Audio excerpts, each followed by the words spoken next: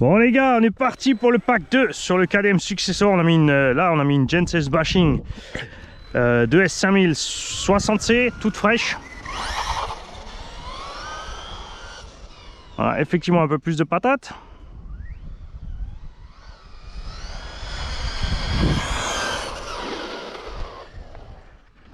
Je vais définitivement au prochain run, pour la prochaine sortie, durcir les huiles de diff. Vous avez vu qu'à l'avant, dès que tu mets un peu trop, t'as tout qui fout le camp devant. Je suis pas trop fan, surtout sur le petit terrain de foot glissant là-bas. Dès que tu es en virage, tu as le roue intérieur qui te bouffe toute la patate. Après le run numéro 1, la batterie était loin d'être tiède. Le moteur, j'avais les mains dessus, tranquille.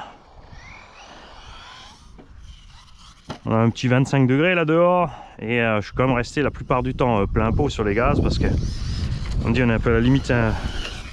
Plus de ce que j'aime en patate, il manque un petit peu. J'irai pas chercher plus en 2S, mais je préférais vraiment mettre moins de KV et 3S là-dedans.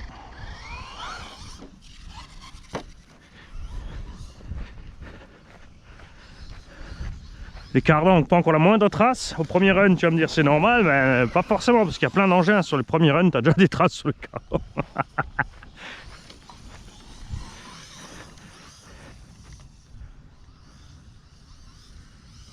Faites très attention quand vous mettez la lipo à l'intérieur, comme l'arbre de transmission est devant la lipo. Selon la sortie, le sens de sortie de vos câbles, il faut se méfier. Privilégiez des lipos avec les câbles qui sortent par le côté, pour laisser la batterie debout avec les câbles qui sortent sur le côté. Il faut éviter évidemment là-dedans, tu peux pas mettre des batteries avec des connecteurs PK qui vont sortir forcément sur le dessus de la batterie, donc comme elle est couchée, ils vont sortir dans la transmise là.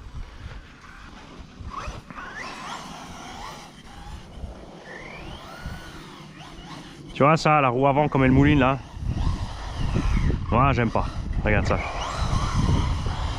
On perd toute la patate dès qu'on sort du virage. Regarde. Tu vois là comme elle mouline. Tu vois ça? Nul. Vous allez voir avec le diff central et avant plus dur, ça va être bien plus funky.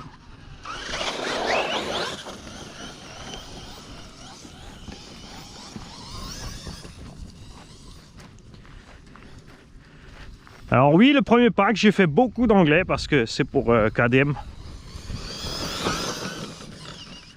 Parce que la première fois qu'on l'a chez nous en Europe. Et vu pour l'instant, qualité primaire de ce qu'on a vu sur l'engin, il mérite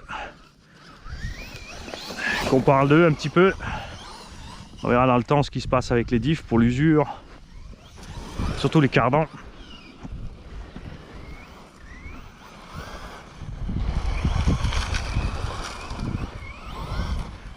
Tu vois là maintenant, tu vois là, tu perds tout vers l'avant, regarde. Faut vraiment accélérer tout cool. L'avantage évidemment que ça ne stresse pas la transmise. Et là où cet engin ne sera pas super à l'aise, bien sûr, notre terrain à nous, c'est la forêt parce que il va être trop bas. C'est pas son domaine.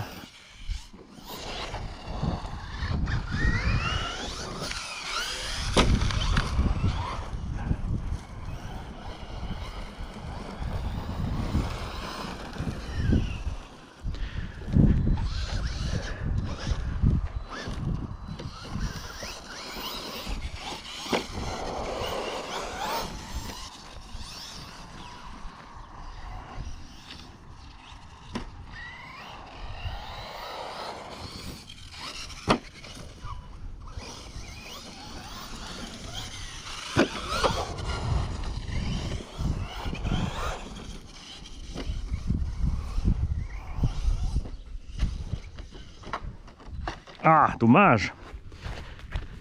Mais je voulais pas brutaliser la transmise pour attraper l'assiette là.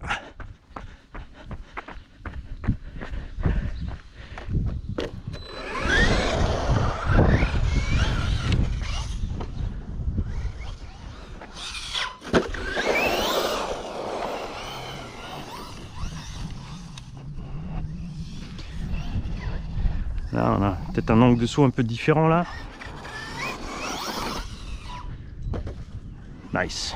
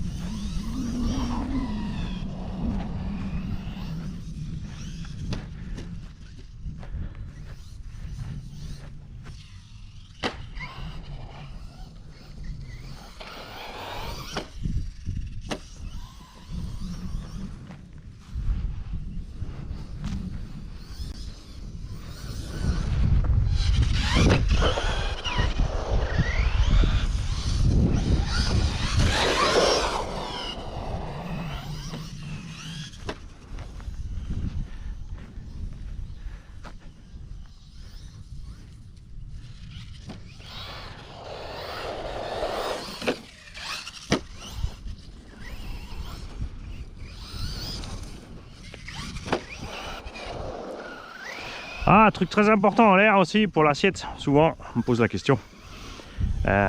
Bon, l'histoire du gaz, quand tu piques du nez et du frein léger quand tu as le nez en l'air, je pense que vous avez compris depuis le temps. Mais pour ce qui est de reprendre des gaz, tu as constaté que j'attends que le véhicule ait perdu de la vitesse. Surtout que la vitesse de rotation des roues, c'est pas seulement la vitesse en vol du véhicule. Il faut que tes roues aient ralenti. Quand tu es limite entre poids-puissance, comme ça, il faut que tes roues aient ralenti suffisamment en l'air quand tu remets le coup de gaz pour pouvoir redonner de l'assiette. Là, tu as vu, on était encore... J'ai redonné gaz quand mes roues tournaient encore vite. Résultat, ça donne rien. Ça ne te permet pas de redresser l'assiette. C'est le piège, évidemment, quand le véhicule a atteint est dans la phase de descente du saut et qu'il est lourd. Parce que tu dois attendre d'être... des fois, tu es vachement près du sol quand même pour atteindre ce moment où ta vitesse sera suffisante pour redresser. Et c'est là qu'il faut jongler après avec... C'est trop tard. Tu vas flinguer la transmise à l'arrivée. Ou tu es assez tôt pour que, arrivé au sol, tu puisses encore y arriver avec des roues qui ont déjà perdu suffisamment de vitesse. Tu vois, ça, les atterrissages comme ça, c'est ce qu'il y a de mieux pour la transmise.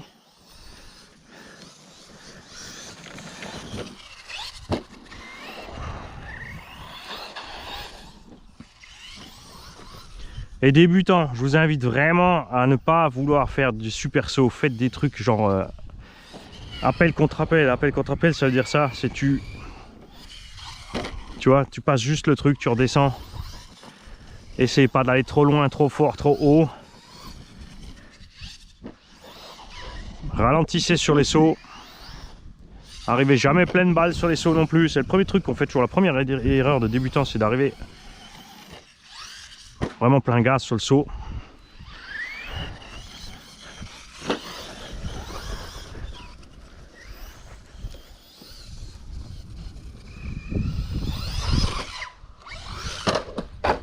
Yes. Ah.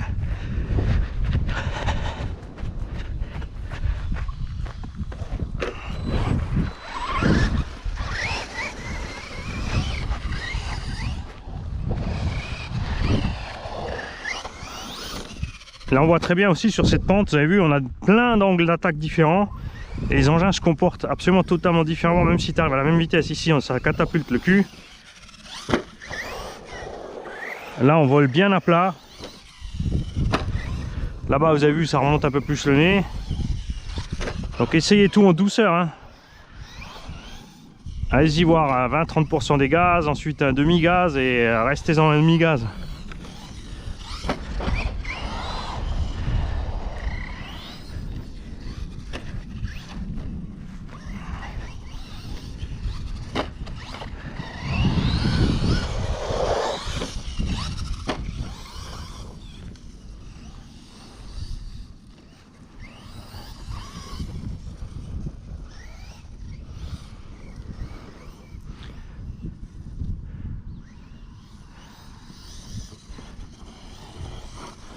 Alors pour l'instant, niveau atelier, ce qu'on a vu, bah, ça reste vrai. Hein, on a une bonne sensation pour les plastiques. Après là, on n'y va pas fort. Mais c'est comme ça qu'ils l'ont décidé eux. Hein, ils vous le conseillent en 2S, c'est pas pour rien. On a des pneus polyvalents qui tiennent bien. Ce qu'on a dit pendant l'unbox, c'est que voilà, les 3 diffs super détendus, c'est trop détendu, mais bah, c'est facile à conduire. Ça pardonne à la conduite. Ça économise la transmise parce que à la moindre roue qui touche avant les autres, toute la puissance peut être évacuée sur les autres. Ça empêche le moteur de trop chauffer aussi, parce que dès qu'il y a une roue qui mouline, lui il a le temps de monter dans les tours sans forcer. Plus tu as de motricité. Si je mets 4 roues à crampons et des diffs relativement raides, à l'accélération, le moteur va devoir forcer énormément pour accélérer. C'est le cas par exemple de tous les engins qui n'ont pas de diff centrale, comme Arrma et Traxxas dans la gamme 1/10, Slash, Rustler, Vortec, Granite, tout ça. C'est qu'à l'axel il leur faut énormément de patates. Les Arrma encore plus, surtout sur les granites à cause des pneus qui sont excellents. Niveau motricité.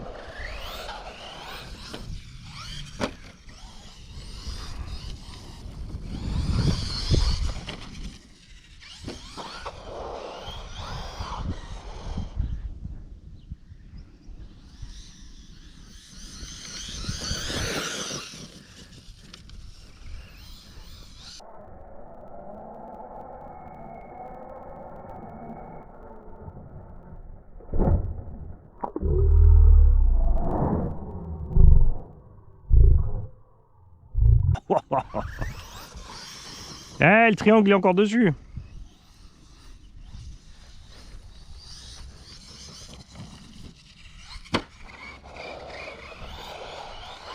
Les skateparks, je sais que c'est à la mode. C'est ce qu'il y a de plus destructeur. Si vous vous disciplinez pas à faire appel contre appel et des choses en douceur.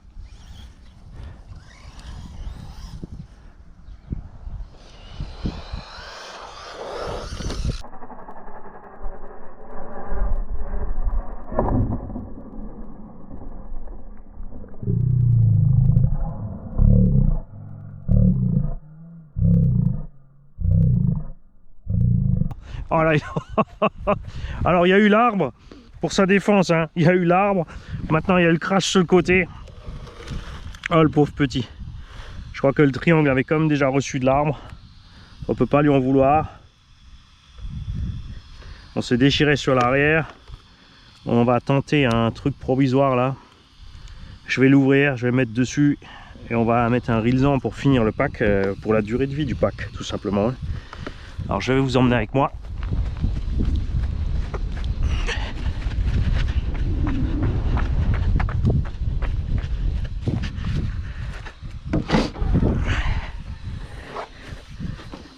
Là, ce que je disais, hein, dès que tu vas fort et que tu attaques sur les sauts, que tu fais pas gaffe, ben, c'est normal. Hein. Alors, est-ce qu'on va réussir à leur popper là? Ça va être chaud. Hein. Je crois que l'arrière a pris aussi un petit coup. Ok. Évidemment, comme ça va pas tenir. Mais j'ai pas la place, je pense. Je crois pas que j'ai la place. Ah si, regarde, on va faire ça.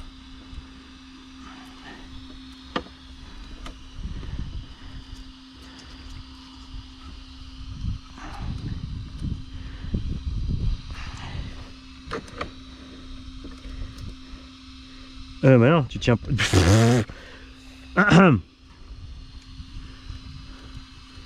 Merci Eddy d'avoir signalé. Évidemment, si tu ramènes pas, il faut que le triangle soit maintenu de l'autre sens. Hein.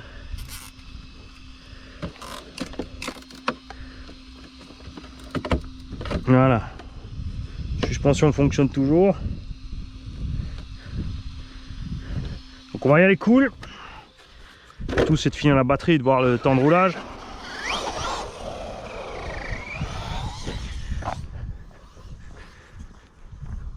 Ça va être viser un peu l'autre côté.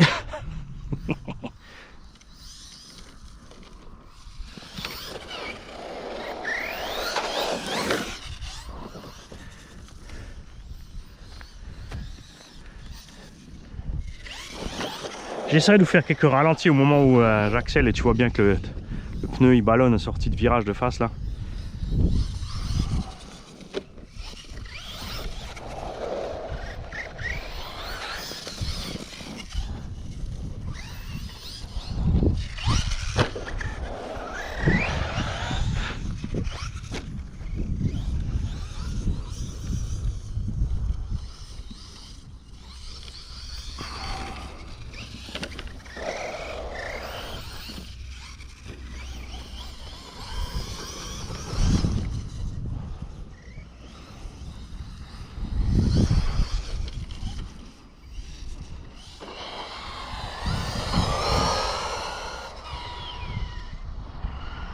Bon, là c'est la batterie de la GoPro qui a coupé.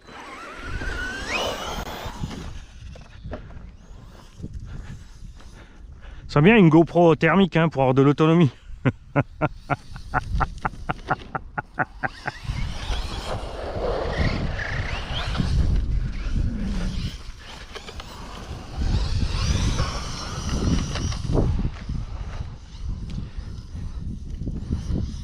Vous savez, la différence est quand même flagrante entre la nouvelle batterie et la vieille. Hein. Surtout l'autonomie, c'est la même capa, mais...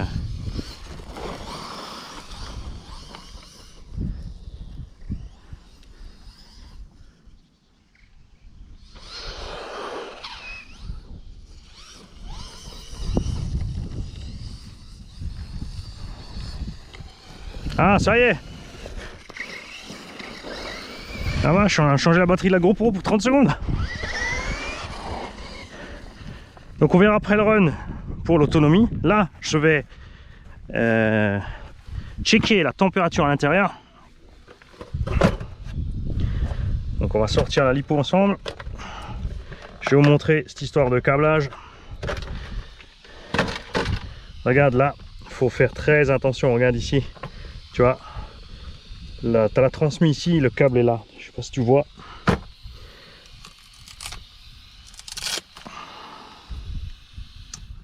On va laisser l'adaptateur dessus au cas où.